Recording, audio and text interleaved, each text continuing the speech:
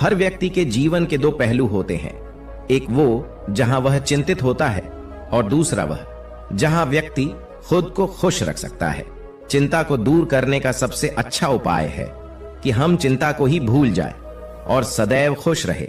यदि आप भी इसी तकलीफ से गुजर रहे हैं तो हम आपकी तकलीफ को समझ सकते हैं। हम आपको चिंता को दूर करने के कुछ ऐसी बेहतरीन उपाय बताएंगे कि जिससे आप चिंतित होना ही भूल जाएंगे और सिर्फ अपनी जिंदगी में खुश रहेंगे। तो चलिए अब हम आपका कीमती वक्त बर्बाद किए बिना आपको इस कहानी के माध्यम से उन तरीकों के बारे में बताते हैं जिससे आप चिंतित होना भूल जाएंगे, क्योंकि खुश रहना सभी लोगों का हक होता है। एक बार की बात है, एक युवा बौद्ध भिक्षु था जिसके मन में नकारात्मक विचार आ रहे थे। न चाहते हुए भी उसके मन में तरह तरह के गलत विचार आते रहते थे। उनका स्वभाव बहुत चिड़चिड़ापन हो गया था। उसे हर बात पर गुस्सा आता और दूसरों के प्रति ईर्ष्या और द्वेष की भावना रखता था। लोगों को बुरी बातें कहता और अपने मन में नकारात्मक कल्पनाएं पैदा करता। वह इन सब बुरी आदतों से तंग आ चुका था। उसने कई तरह की कोशिश की और अपने आप में इन बुरे विचारों को दूर करने के लिए बहुत प्रयास किए, लेकिन कोई भी तरीका काम नहीं कर रहा था। आखिर एक दिन वह परेशान हो गया और उसने अपने गुरु के पास जाने का फैसला किया। गुरु बहुत ही बुद्धिमान और आत्मज्ञानी व्यक्ति थे। युवा साधु ने गुरुदेव से पूछा कि गुरुदेव, मैं मन से नकारात्मक विचारों को कैसे दूर कर सकता हूं? गुरुदेव ने उत्तर दिया कि नकारात्मक विचार बादलों की तरह होते हैं जो स्वच्छ आकाश को फीका कर देते हैं। अगर आप साफ आसमान देखना चाहते हैं तो इन बादलों को हटाना होगा, ठीक है? अगर आप अपने दिमाग से नकारात्मक विचारों को खत्म करना चाहते हैं तो सबसे पहले आपको अपने नकारात्मक विचारों के मूल कारण को पहचानना और नष्ट करना होगा। गुरु की यह बात युवा साधु को ठीक से समझ नहीं आई, इसलिए उसने गुरु से इसे थोड़ा विस्तार से समझाने का अनुरोध किया। तब गुरु अपने शिष्य को कहानी सुनाने लगे। एक बार एक आदमी जंगल से गुजर रहा था तो उसने रास्ते में एक सांप देखा। सांप को देखकर वह व्यक्ति डर गया और वहां से भागने लगा। जैसे ही उसने दौड़ना शुरू किया, उसका पैर पत्थर से टकरा गया और वह नीचे गिर गया। उसने खुद को बुरी तरह जख्मी कर लिया। जब वह उठा और पीछे मुड़कर देखा तो पाया कि वह सांप नहीं बल्कि सांप के आकार की एक लकड़ी थी जो सड़क पर पड़ी हुई थी। उसे देखकर उस व्यक्ति को एहसास हुआ कि उसके नुकसान का कारण सांप नहीं बल्कि उसका डर और नकारात्मक विचार है, जिस कारण वह घायल हो गया।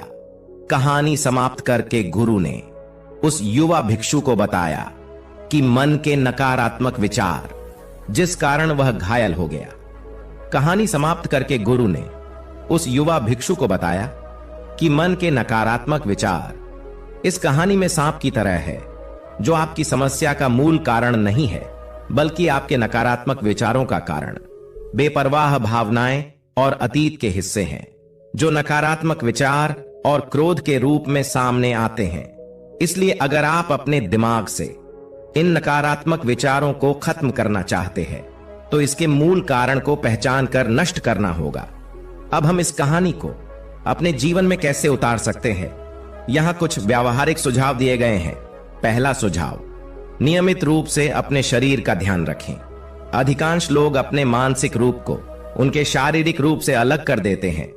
हालांकि एक पल लेकर जांच करना और मानसिक रूप से अपने शरीर को स्कैन करके समझना उपयोगी हो सकता है कि कैसे आपको तनाव प्रभावित कर रहा है। अपनी पीठ पर लेटे या फर्श पर अपने पैरों के साथ बैठें। अपने पैरों की उंगलियों से शुरू करें और अपने सिर तक काम करें और ध्यान दें कि आपका शरीर कैसा महसूस करता है और कहां तनाव है। उनमें कुछ भी बदलने या उन तनाव क्षेत्रों को ढीला करने का काम नहीं करें, सिर्फ उनसे अवगत हो जाए। कुछ मिनटों के लिए लेटकर आराम करें और ऊपर से नीचे तक अपने शरीर के सभी क्षेत्रों में सांस लें। दूसरा सुझाव, दिमागीपन का अभ्यास करना है। अपने विचारों और भावनाओं से अवगत रहें और देखें कि आपके अंदर क्या चल रहा है और आप अपने आसपास की घटनाओं को कैसे संसाधित करते हैं। अपने जिद्दी दिमाग में आने वाले हर नकारात्मक विचार की जड़ का पता लगाने की कोशिश करें। तीसरा सुझाव, अपने अतीत की बुरी यादों और घटनाओं को स्वीकार करना। अतीत की नकारात्मक घटनाओं के कारण आपके लिए वर्तमान में जीना भी मुश्किल हो सकता है। परेशान करने वाली यादों के कारण आपके लिए सोना या दिन गुजारना भी मुश्किल हो जाता है। आपके जीवन में कोई समय ऐसा जरूर आएगा जब आपको अपने अतीत को भूलना ही पड़ेगा, नहीं तो आपका अतीत ही आपके भविष्य की कहानी को लिखेगा, और ऐसा आप कतई नहीं चाहेंगे। यह सब जानते हुए भी हम जिस तरह से सोचते हैं, बात करते हैं या इस दुनिया को देखते हैं, उसमें हम हमेशा अपने अतीत से प्रेरित होते हैं, या सच कहा जाए तो अपने अतीत को धो रहे होते हैं।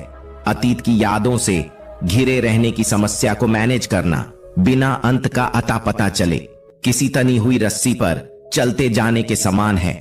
अगर आप घटनाओं को क्रम से देखें और अपने दिमाग को खुला रखेंगे तो यह संभव है कि आप अपने अतीत को अपने अस्तित्व के एक हिस्से के रूप में स्वीकार कर सके। आप ऐसी नकारात्मक आदतों को पीछे छोड़ सकते हैं जो आपको उन सपनों से बांध के रखती है जो कभी पूरे नहीं हुए, या फिर उन वादों की याद दिलाती रहती है जो तोड़ दिए गए थे। चौथा सुझाव, आभारी होना। अपने जीवन के सकारात्मक पक्ष पर ध्यान दें और आपके पास जो कुछ भी है उसके लिए ब्रह्मांड को धन्यवाद दें। आभार व्यक्त करने से हमारे दृष्टिकोण में सुधार होता है और हमारे अंदर से नकारात्मक भावों को दूर करता है। पांचवा सुझाव, जो लोग आपको तनाव देते हैं उन लोगों के साथ अपने संबंधों को कम करें। अनुसंधान बताते हैं कि जो लोग जीवन में बड़े तनावों का अनुभव करते हैं, जैसे अपने साथी या नौकरी का नुकसान, अगर उनका मित्रों और परिवार का एक बड़ा नेटवर्क है जिन्हें वे आसानी से आकर्षित और उन पर भरोसा कर सकते हैं, ऐसे लोग अधिक आसानी से इस कठिन समय से जीत पा सकते हैं। अपने जीवन का अधिकांश समय अपने जीवन के सकारात्मक बलों पर खर्च करें जो आपकी सराहना करते हैं, मूल्य देते हैं और आश्वस्त महसूस कराते हैं और आपको अपना सबसे अच्छा करने के लिए प्रोत्साहित करते हैं। अगर आपके जीवन में कोई आपको हर समय तनाव देता है तो शायद आप उस व्यक्ति के बिना ही बेहतर कर सकते हैं। बेशक आप एक तनाव उत्प्रेरक सहकर्मी को दूर रखने में सक्षम नहीं हो सकते, लेकिन आप निश्चित रूप से दैनिक आधार पर तनाव देने वाले लोगों के साथ अपने संबंधों को कम करने की कोशिश कर सकते हैं। नकारात्मक और अपर्याप्त महसूस कराने वाले व्यक्तियों से बचें। नकारात्मकता तनाव को जन्म देती है।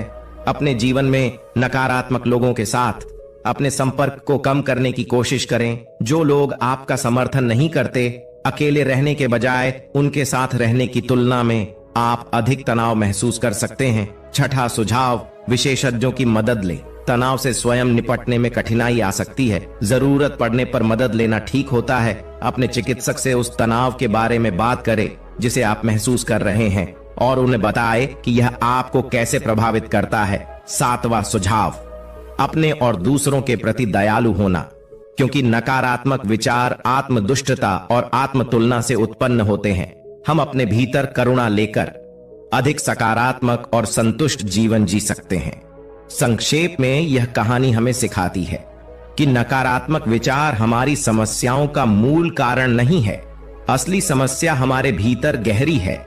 इन विचारों के मूल कारण की पहचान करके हम विचारों को अपने दिमाग से बाहर निकालना शुरू कर सकते हैं और अधिक सुखी और शांतिपूर्ण जीवन जीते हैं। हमेशा याद रखें, कहानी में इस सांप की तरह हमारे अधिकांश विचार केवल एक भ्रम है। हम अपने दिमाग में क्या बनाते हैं, दूसरा पूरा हुआ तो तीसरे की तरफ, और इस तरीके से वो अपने लक्ष्यों को पाने के लिए जिंदगी भर गोल गोल घूमता रहता है।